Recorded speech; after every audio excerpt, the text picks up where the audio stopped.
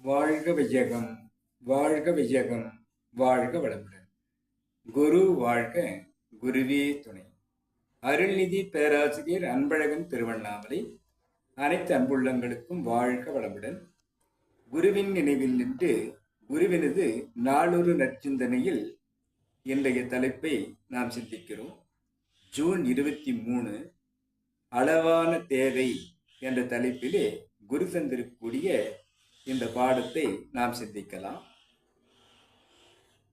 நான் வந்த வேலையை முடிக்க வேண்டும். நான் வந்த வேலையை முடிக்க வேண்டும்.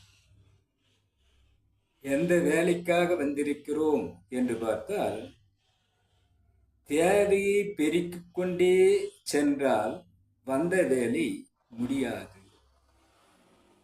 அனுபவத்திலேயே மனம் சென்று கொண்டிருப்பதாக அது அமைந்து போகும். பழிச்செயல் புரிந்து கொண்டே மேலும் மேலும் பிறவித் தொடரை நீடித்து கொண்டே இருப்பதாக அது இருக்கும்.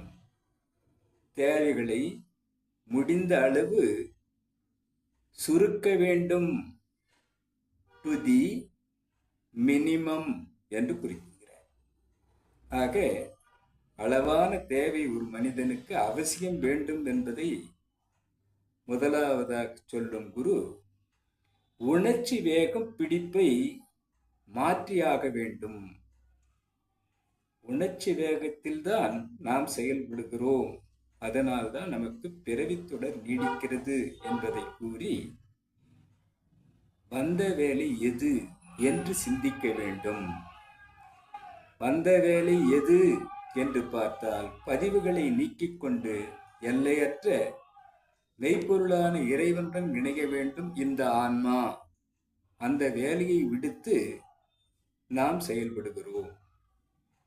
முறையோடு வாழ்ந்து பாவப் பதிவுகளை எல்லாம் அழித்து இனி பழிச்செயல் புரியாத அளவிற்கு நம்மை திருத்திக் கொண்டு தன்னை எறிந்து அறிவில் உயர்ந்து முழுமை அடைந்து ஆசைகளெல்லாம் ஒழித்து நிறை மனம் என்னும் நிர்குணம் பெற்று முக்தி பெற வந்திருக்கும் நாம் உணர்ச்சி வயத்தில் சிக்கக்கூடாது என்பதை குரு அவர்கள் தெரிவிக்கிறார். உடல் நலம் கெடுவது எதனால் என்று பார்க்கும்போது, சொத்துக்களினுடைய எண்ணிக்கையை நாம் பெருக்கிக் கொண்டே சென்றால் நமது உடல் நலம் கெடும். பொருட்கள் பெருக பெருக ஒரு ஆலை, ஒரு கம்பெனி, ஒரு உற்பத்தி சாலை, ஒரு விவசாய பண்ணை என்று 4 வீடுகள், 2 எஸ்டேட் என்று பெருக்கத்தை நீடித்து கொண்டே நாம் செல்லும் போது அதை மெயின்டெனன்ஸ் நாம் பண்ண முடியாமல் நம்முடைய உடல் நலம் கெடுவதாக அது அமைந்து போகும். குடும்ப உறுப்பினர்களுடைய எண்ணிக்கை கூட கூட வாழ்க்கை சுதந்திரம் கெடும். அனைவருக்கும் பராமரிப்பு செய்வதே நம்முடைய வேலையாக போகுமே தவிர, நாம் இந்த உலகத்தில் வாழ வந்து அந்த அனுபவத்தை, அந்த மகிழ்ச்சியை, அந்த ஆனந்தத்தை நாம் அனுபவிக்க முடியாமல் திண்டாடுவதாக அது அமைந்து போகும். அந்த சுதந்திரம் நமக்கு கெட்டுப்போகும் என்று கூறுகிறார். அனுபவ பொருட்களின் எண்ணிக்கை கூட கூட நமக்கு மனவளம் கெடும். மனவளம் எவ்வாறு கெடுகிறது என்று பார்த்தால், ஒரு வேலையை செய்து கொண்டே இருக்கும்போது மனம் அதன் போக்கிலேயே செல்லுகிறது. அவ்வாறு செல்லும் அந்த மனம் ஒரே இடத்தில் அமர்ந்து அனைத்தையும் கருவிகளை கொண்டு இயக்குவதாக அது மாறும்போது மன வளர்ச்சி குன்றி போகிறது. ஆக மனவளம் கெடும். ஆக அனுபவ பொருட்களை கூடுமானவற்றும் அளவு முறையாகத்தான் நாம் வைத்துக் கொள்ள வேண்டும். ஆக அளவு முறை என்று பார்த்தால் எதையும் நாம் கடமையை செய்யாமல் இருப்பது அளவு முறையானது அல்ல. ஐம்பெரும் கடமைக்குத்தான் மனிதன் வந்திருக்கிறான்.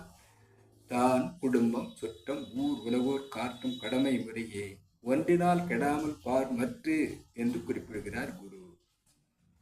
கடமைகளை செய்ய வேண்டும். பொறுப்புகளை நாம் தட்டி கழிக்க கூடாது.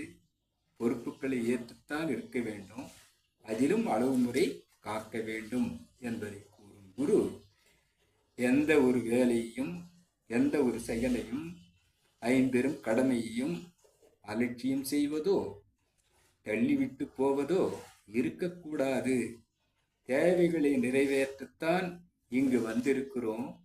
அதை அளவு முறையுமாக மன வளம் கெடாமல், உடல் நலம் கெடாமல், நம்முடைய சுதந்திரம் கெடாமல், உணர்ச்சி வயத்தை விட்டு உணர்வார்த்தமாக நாம் செயல்களை செய்து, அளவு முறையான செயல்களை செய்து, இறை நோக்கி பயணித்து அனைவருக்கும் அனைவரும் கொண்டு சேர்ப்பதாக நாம் மாற வேண்டும். அவ்வாறு மாறக்கூடிய அந்த அளவு முறையான தேவைகளை நிறைவேற்றி நாமும் நம் நண்பு குடும்பமும் வாழ்விலே வெற்றி, மகிழ்ச்சி, மனநிறைவு கொள்வோம். அனைவரும் அவ்வாறே ஆகுமாறு முடிந்தவளை நாம் செய்யலாம். யாருக்கும் துன்பம் இழைக்காமலும் துன்பப்படும் உயிர்களுக்கு நம்மால் முடிந்த உதவிகளை செய்தோம்.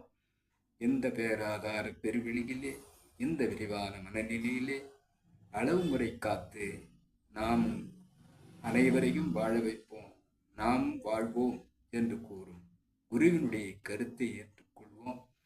இக்கருத்தின்படி நடக்க முயற்சிப்போம் என்று சொல்லி இவ்விளக்கத்தை என் உள் ஏற்படுத்திய இறைநிலைக்கும் பாடம் சொன்ன குருவிற்கும் இதுகாரும் செவிமடுத்த அனைத்து அன்பு உள்ளங்களுக்கும் நன்றி, நன்றி, நன்றி. வாழ்க வளமுடன் என வாழ்த்தி நிறைவு செய்கிறேன். வாழ்க வளமுடன்.